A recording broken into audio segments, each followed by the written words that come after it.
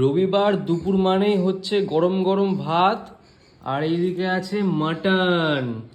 ও হো হো হো হো হো, দাও দাও দাও দাও দাও, দেখি দেখি দেখি।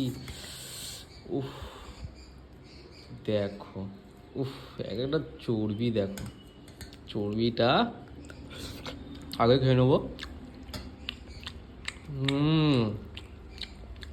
একটু একটু প্রচণ্ড গরম, একটু মেখে খাওয়া যাক প্রথমে আলু দিয়ে। এরকম থলথলে একটা পিস নিয়ে এর সঙ্গে আর একটু শশা নিয়ে, এদিকে শশাও আছে, ঠিক আছে, এরম নিয়ে এরম যদি একটা বাইট হয়, সে জমে যাবে দুপুরবেলা।